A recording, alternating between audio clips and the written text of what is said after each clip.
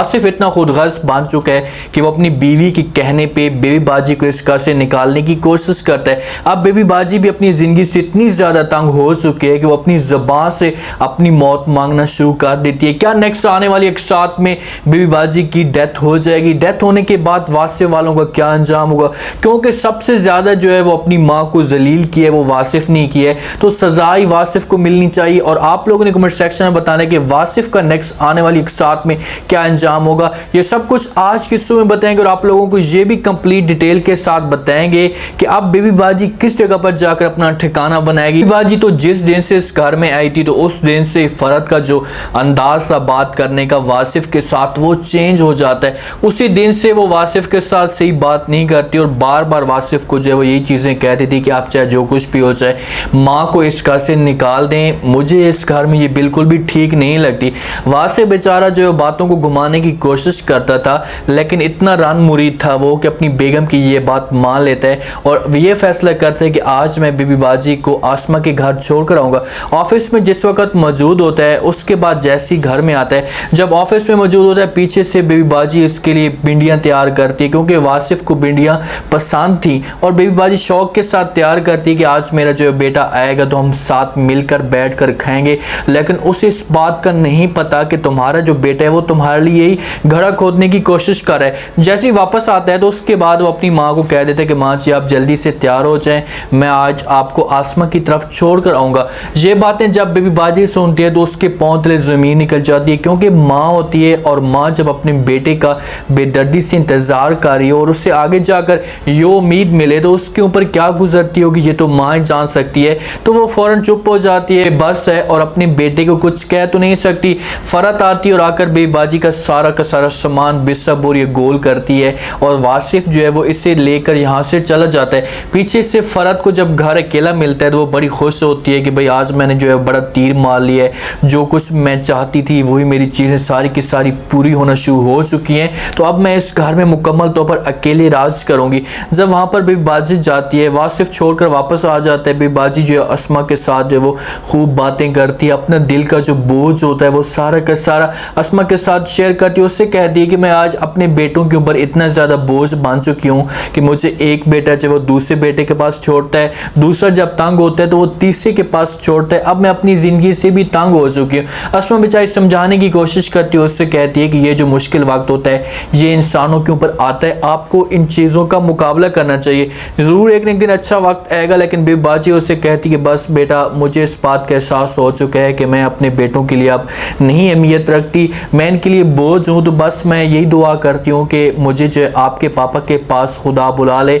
जब मेरी मौत आ जाए ताकि मैं उसके पास जाकर जो है कोई ठिकाना तो ढूंढ सकूँ, कोई मुझे ठिकाना तो मिल सके इस दुनिया में। तो मुझे बेटे अपना ठिकाना दे ही नहीं रहे। आसमा और बेबी बाजी एक दूसरे के साथ गले मिलते हैं, खूब एक दूसरे के साथ आंसू बहाते हैं क्योंकि आसमा की स्टोरी भी इसी तरह होती है जिस हिसाब से बेबी बाजी की होती है। आसमा भी अब समझो कि नसीर के ऊपर बोझ बनी हुई है और नसीर जो है वो आसमा से जान छुड़ाना चाहता है। वो चाहता है कि किसी तरीके से कोई ना कोई ऐसा बहाना मिले जिस पर जो है मेरी आसमा के साथ मजीद लड़ाई और मैं आसमा को तलाक दे दूं और रक्सी को इस कार में लेकर आऊँ। लेकिन उसे इस बात का नहीं पता कि भाई रक्सी तुम्हारे साथ सिर्फ और सिर्फ धोखाकारी है, तुम्हारे पास पैसा है तो वो तुम्हारी यार है और जब पैसा तुम्हारे पास ख़त्म हो जाएगा तो उसके बातों में किक मारेगी। अब जैसे बेबी बाजी वहाँ पर जाती है तो नसीर को ये चीज़ें अच्छी नहीं लगती, उसे इस बात का पता नहीं होता कि भाई ये कैसे हो सकता है कि जहाँ पर जो है वो बेबी बाजी आ गई और मेरा जो सारा का सारा काम ख़राब हो गया है, मुझे जो है इस हिसाब से वो चीज़ या वो मोहब्बत नहीं मिलेगी। जब मैं रक्शी के साथ बात करने की कोशिश करूँगा तो लाजमी तौर पर बूढ़ी माँ है, कान लगा कर ये सारी की सारी बातें सुनेगी।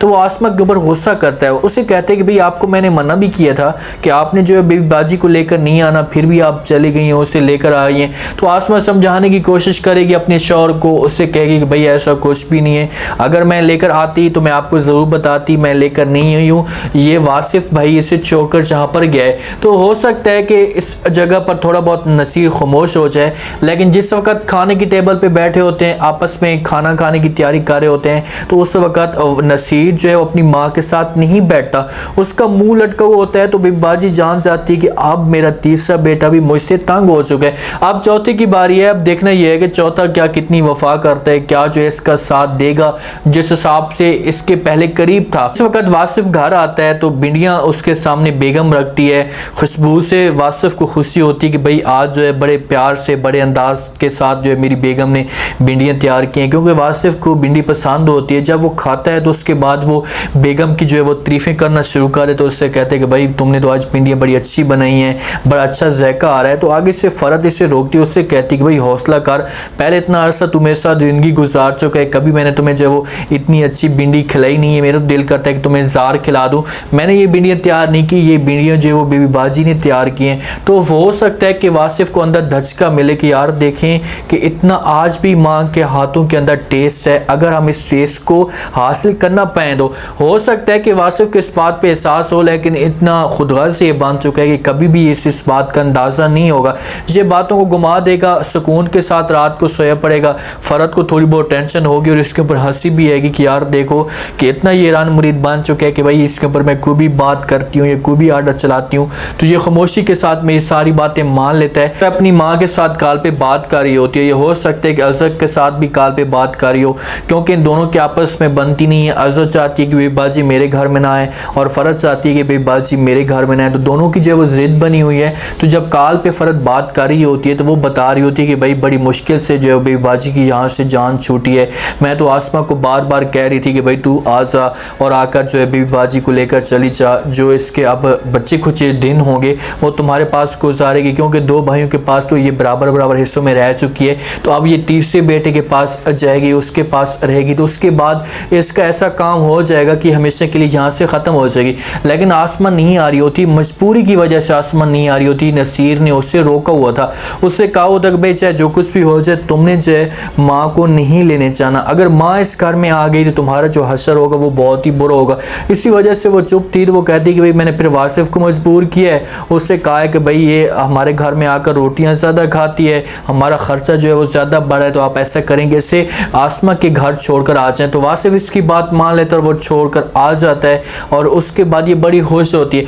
आप देखें कि सबसे बड़ी जो गलती है, जिस हिसाब से हो सकता है कि बेबी बाजी जो है वासिफ के साथ ज़्यादा प्यार करती हो, लेकिन जितना वासिफ ने इसे जलील करने की कोशिश की है, इसे जलील कर रहा है और कोई भी बेटा इस तरह नहीं कर रहा। ठीक है नसीर कर रहा है, लेकिन वो तो शुरू से सबको पता था कि ये जो बद अखलाक है, ये इसका बात करने का अंदाज ठीक नहीं है, ये बदतमीज़ है, तो पता था कि ये कभी भी हमें जो है वो नहीं संवारेगा, ये कभी भी हमारी ज़िंदगियों में जो है वो तब्दीली नहीं लेकर आएगा। ये उम्मीद रखते थे जमील के ऊपर और वासिफ के ऊपर। उन्होंने जिस हिसाब से हरकत की है तो बेबी बाजी की जो सारी उम्मीदें हैं वो टूट चुकी हैं और हमेशा के लिए अब वो यहाँ से जाना चाहती है। उम्मीद है आज के रिव्यू, आज का ये टीजर आप लोगों को पसंद आया होगा। अब देखने चाहिए कि जैसे आसमा के सामने बेबी बाजी जो है वो बातें करती है कि भाई मैं अब तुम्हारे पापा के पास जाना चाहती हूँ, मेरे पास अब कोई ठिकाना नहीं है, तो अब देखने ये कि क्या बेबी बाजी की ये दुआ जो है वो कबूल हो जाती है और अगर ये इसकी डेथ होती है तो उसके बाद ये ख़ानदान किस तरीके से बर्बाद होगा, क्योंकि